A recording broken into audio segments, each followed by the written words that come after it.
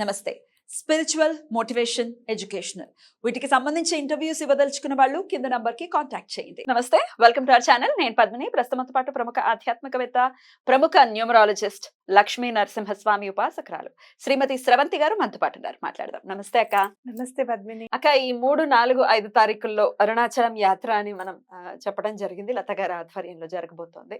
చాలా నెలల నుంచి అనుకుంటున్నటువంటి యాత్ర ఇది. సో మిమ్మల్ని కూడా ఇన్వైట్ చేయడం జరిగింది. వస్తున్నారా? నా అదృష్టంగా భావించి వస్తున్నా. ఎందుకంటే దత్త సాంప్రదాయంలో ఎవరున్నా కానీ, దత్తుడిని నమ్మిన వాళ్ళు ఎవరైనా కానీ అలా ఆయన పిలిపించేసుకుంటాడు అనమాట. ఇంకా దాంట్లో శివయ్య? ఏమి అంతే. ఉమ్, అది దత్తాత్రేయ స్వామే మనని ఎన్నుకున్నాడు అనేది ఖచ్చితంగా చెప్పుకోవచ్చు.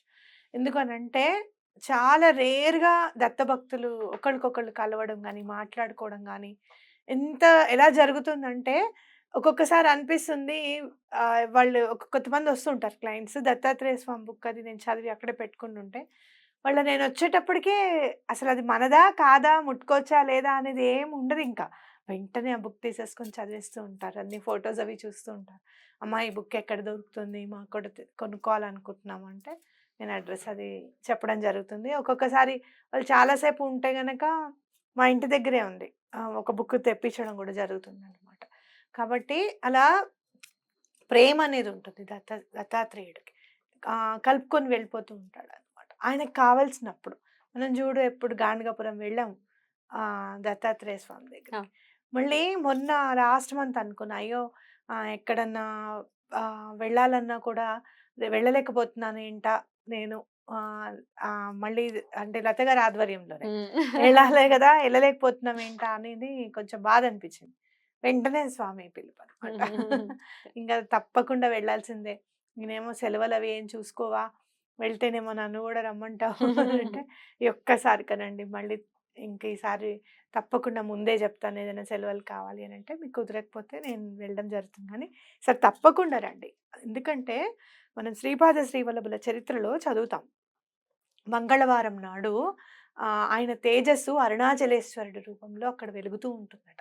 అంటే గురువు తేజస్సు ప్లస్ అలాగే అరుణాచలేశ్వరుడి తేజస్సు అంటే మనకి చాలా అదృష్టంగా భావించవచ్చు అనమాట. అలాగే ఆరుద్ర నక్షత్రం అప్పుడు కూడా స్వామి అక్కడే ఉంటారట అరుణాచలంలో. అందులో అనగాష్టమి రోజు అక్కడ ఉండక ఎక్కడికి వెళ్తారు స్వామి? 4వ తారీఖు అనగాష్టమి. అనగాష్టమి రోజు చక్కగా ఆ రోజు ఇంకా గురువారం అయింది. గురువు అనే స్థానానికి ఏదైనా అంటే భగవంతుడు గురువు ఉండేది చాలా రేర్ ప్లేస్. చూడు అక్కలకొట్టు స్వామిని చూడు, గురువు ప్రదేశం. షిరిడి చూడు, గురువు ప్రదేశం. గాణగాపురం చూడు, పక్కనే అది కూడా విశిష్టమైన ప్రదేశమే. ఇక్కడ శివుడి గుడి ఉంటుంది ఫస్ట్, అవునా కాదు? కానీ ఒక క్షేత్రంలో భగవంతునికి సంబంధించిన క్షేత్రంలోనే గురువు కూడా పక్కనే ఉన్నది అరుణాచలం. ఇక్కడ రమణ మహర్షి ఉన్నారు. ఆ గురువు ఆయనే గుర్తించి అరుణాచలేశ్వరుడి దగ్గరికి వెళ్ళడం, నా తండ్రి అక్కడ ఉన్నాడు అని చెప్పి అక్కడికి పరిగెత్తుకుంటూ వెళ్ళడం అనమాట. కాబట్టి చాలా విశిష్టమైన క్షేత్రంగా మనం భావించవచ్చు. అలాగే గిరి చుట్టూ తిరుగుతున్నప్పుడు అటు కుడివైపు తిరగకండి, చాలా సిద్ధులు, యోగులు, దేవతలు అందరూ కూడా అటు తిరుగుతున్నారు అని అంటే వాళ్ళ పక్కనే మనం నడిచే భాగ్యం ఎవరికి ఉంటుంది పద్మిని? వీళ్ళందరికీ నిజంగా నాకు అదేదో సినిమాలో డైలాగ్ కనపడుతుంది అనమాట, కనబడతారా మీకంటే మీకు గాలి కనపడుతుందని అడగాలని ఉంటుంది నిజంగా. భగవంతుడు అందుకే గాలిని మనకి కనపడనీయకుండా చేశాడేమో పంచభూతాల్లోనూ. ఎక్కడో ఉండే ఆకాశం కనపడుతుంది, భూమి కనపడుతుంది, నీరు కనపడుతుంది, నిప్పు కనపడుతుంది. మరి గాలి కనపడదు అంటే మరి భగవంతుడు అలా గాలి ఎలా అయితే ఫీల్ అవ్వగలుగుతామో భగవంతుడిని కూడా ఫస్ట్ ఫీల్ అవ్వాలి. భగవంతుడు అంటే రూపం కాదు, భావన. భావన అనేది ఖచ్చితంగా మనకు అర్థం అవ్వాలి అని చెప్పి. ఎందుకంటే మనం అడుగుతుంటాం, భగవంతుడు నీకు కనపడ్డా, నువ్వేమన్నా చేసావా, నీకు కనపడ్డాడని చెప్పి నువ్వు నలుగురిని కూడా మళ్ళీ ముంచుతున్నావు. ఇలాంటివన్నీ వస్తూ ఉంటాయి మనం, అవునా కదా? అజ్ఞానం అక్క. అజ్ఞానం అంటే భరించలేని అజ్ఞానం, భరించలేని అజ్ఞానం. కానీ జాలి పడాలి, అంతకుమించి చేసేది ఏం లేదు. రియాక్షన్ కూడా వేస్ట్. దానికంటే మనం ఏదైనా ఉపయోగపడే మనం చాలా మాట్లాడుకోవాలి అని అంటే పరమాచారి గారి దగ్గర ఎంత మంది హేతువాదులు వచ్చేసి మళ్ళీ స్వామి గురించి మాట్లాడుకున్న వాళ్ళు కోకొల్లలు ఉన్నారు. మళ్ళీ పరమాచార్య గారు అయితే పుట్టాలి. ఎంత గొప్ప హిందువులా అని అనుకుంటే అంత గొప్ప హేతువాదులా కాదు కదా. కాదు కదా. కరెక్ట్. అవునా కదా. అవును. కాబట్టి ఒకటి మనం చదివితే ఆశ్చర్యం అనిపిస్తుంది అనమాట.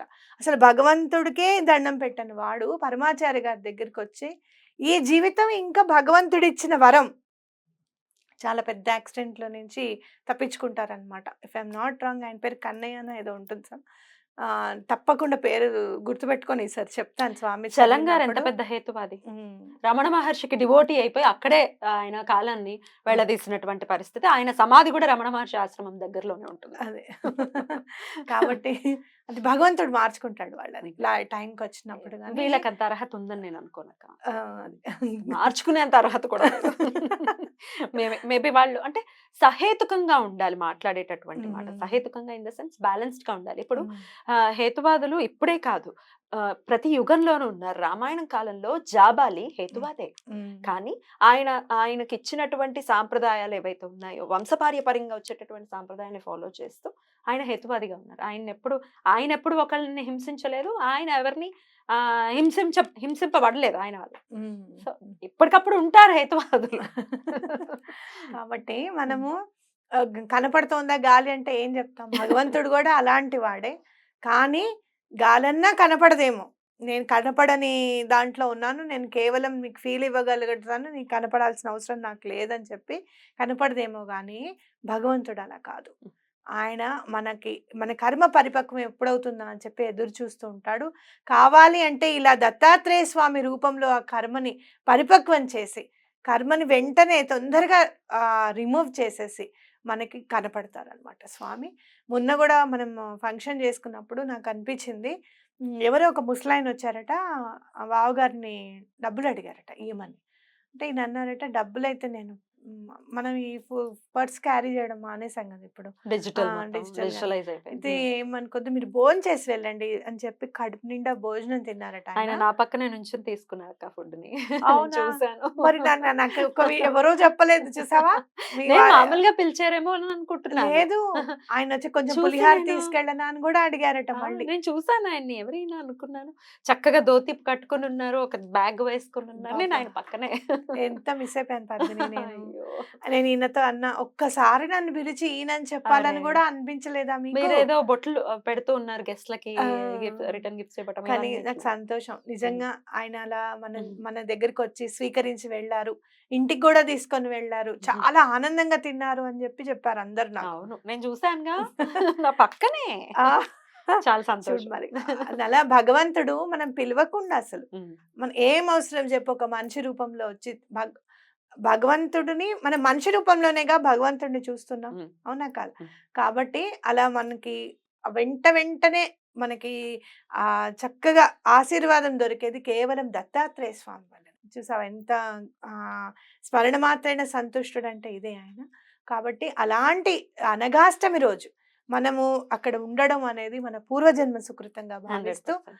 అక్కడ ఆ దత్త సాంప్రదాయంలో మనం దండం పెట్టుకొని, అక్కడ గురువు ఆశ్రమాన్ని గూడా, రమణ మహర్షుల ఆశ్రమాన్ని గూడా తప్పకుండా. దర్శించుకుంటూ, గిరి అరుణగిరి ప్రదక్షిణ. ప్రదక్షిణ చేయడము అనంటే, ఇంకా హుహు. అసలిగ ఆ అదృష్టం అనేది మళ్ళీ ఏ ఏ జన్మకొస్తుందో మరి. జన్మకో. అందరూ రండి. ఒకవేళ ఆల్రెడీ అక్కడున్న వాళ్ళు ఎలాగో కలుస్తారనుకోండి. హ్మ్. హ్మ్. హ్మ్. అనఘాష్టమి రోజైతే సాయంత్రం గిరి ప్రదక్షిణ మొదలవుతుంది. సుమారుగా 4, 5 ప్రాంతంలో గిరి హ్మ్. ప్రదక్షిణ మొదలవుతుంది. రమణ హ్మ్. మహర్షి గారి ఆశ్రమం దగ్గర నుంచి. ఎలాంటి ఈతి బాధలున్నా, ఆర్థిక ఇబ్బందులున్నా, ఏమైనా గానీ మీరు ఎలాగోలా అరేంజ్ చేసుకొని దీనికి మాత్రం రండి. హ్మ్. తప్పకుండా ఆ దత్తాత్రేయ స్వామి అనుగ్రహం కలుగుతుంది అని నేను తప్పకుండా భావిస్తున్నాను. అద్భుతం అక్క. చాలా చక్కటి విషయాలు తెలియజేశారు. మన ఈ యాత్ర దిగ్విజయం అవ్వాలని హ్మ్. మనస్ఫూర్తిగా కోరుకుంటూ థాంక్ యూ సో మచ్ అక్క. నమస్తే.